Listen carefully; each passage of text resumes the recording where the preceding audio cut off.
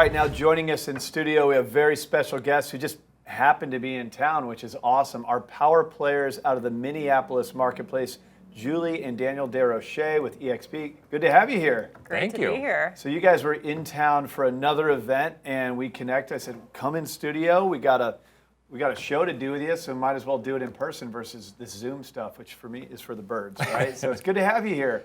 So I guess let's start with the American Dream. You guys are our partner up there, and to refresh our audience memory out there in Minneapolis, in every market we choose what we believe to be the best real estate team to represent our show. The show is, we're consumer advocates. We want to create great content that's engaging, but also empower your American dream of homeownership. So we choose one team per market.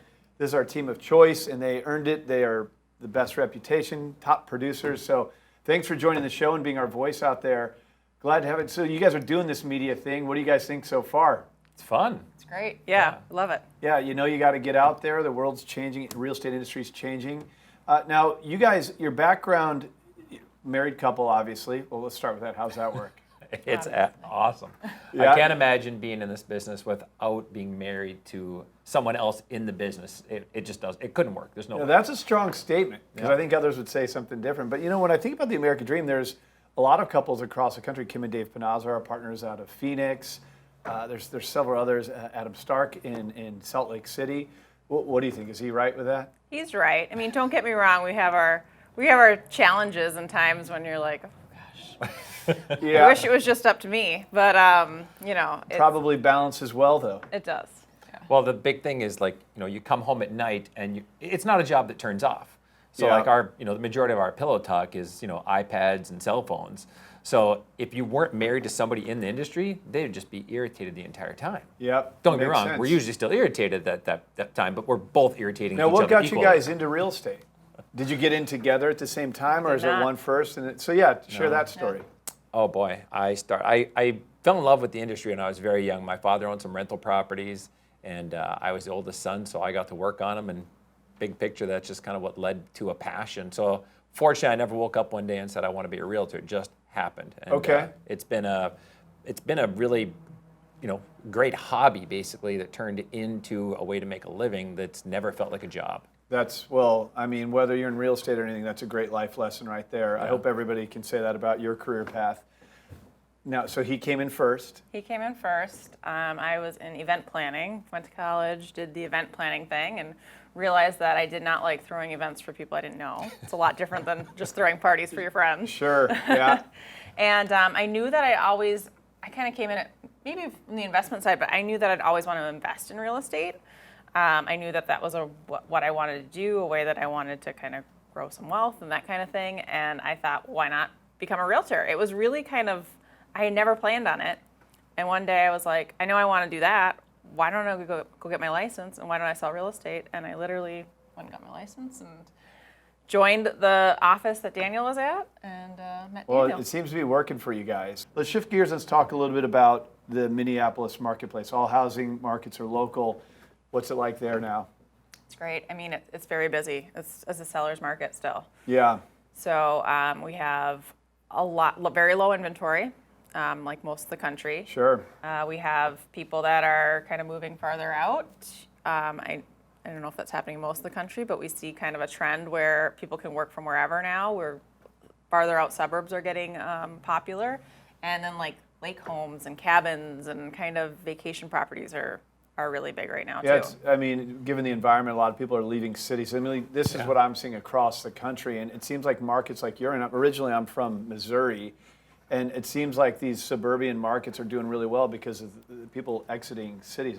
People are leaving New York City, going to Connecticut and Jersey. People are leaving California, where we are, going to Texas because there's no taxes, but also a lot moving to Phoenix. This climate has caused change. It's created this abrupt change. But low inventory, so I'm sure when you guys put a home on the market, does it last very long? On average, I would say we purposely try to keep our homes on the market for at least 3 to 4 days. A lot of realtors are trying to sell them the day of, which we think is a mistake, yeah. So we really push for that 3-4 days, but I'll tell you right now, on average, we're ending up with 5 to 10 offers in those 3-4 days, and people are bidding them up quite a bit, a lot of escalation clauses. But yeah, it's just And I'm sure low interest rates, there's so many factors at play that are driving it right now, but it's been an amazing 2020 from a real estate standpoint. But who would have thought that? I mean, this COVID thing happens, and it seemed like the world was shutting down, especially real estate. And then 30 days later, it's like the best market in the history of real estate, in the industry. I mean, we never thought it. The mortgage guys out there, I mean, they're helping people refi at 2%. You got low inventory, high demand. It's fascinating. But let me talk to you about this company called EXP. So EXP, now my background's in real estate. Inman News nominated me for most influential in real estate. I was telling Daniel before the show that I didn't win. It's cool to say I was nominated.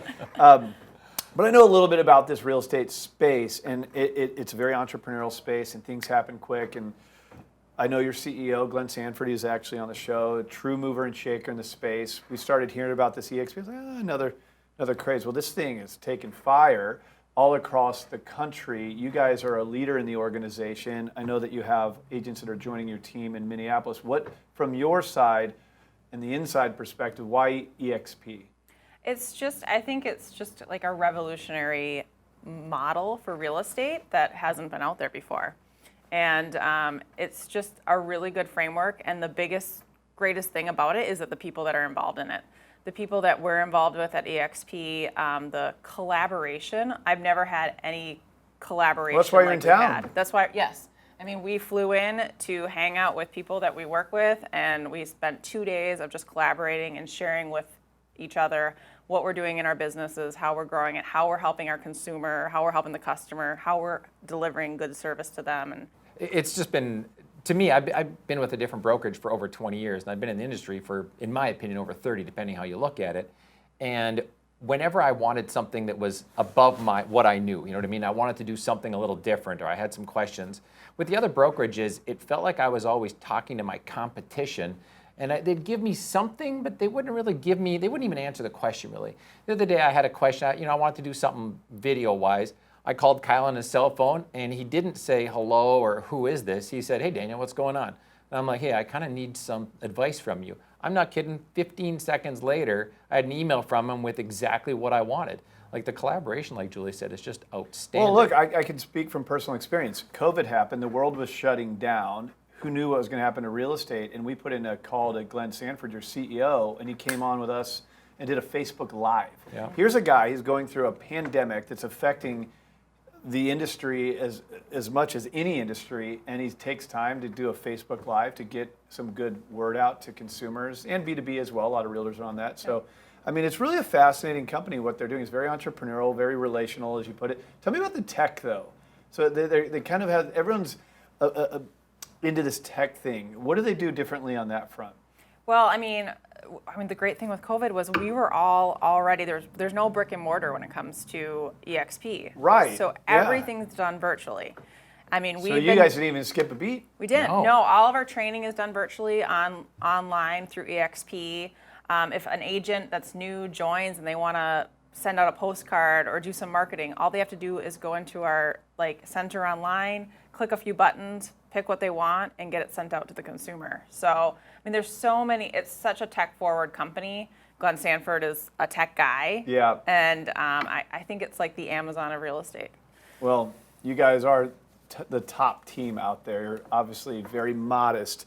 We would have never been connected if they were not award-winning professionals there. I'm excited to have you represent the American Dream and to be able to represent you guys a bit out there. I know that it's a confusing time. There's, I don't know, in San Diego there's 14,000 realtors. How many in Minneapolis? 22,000, I think. Yeah, Right. which is not as big of a market, so it's quite overwhelming. It's crazy. Yeah. It's crazy. It takes longer to get your hairstyling license than your real estate license. does. That's a problem. If you can fog a mirror. Yeah, exactly. There you go.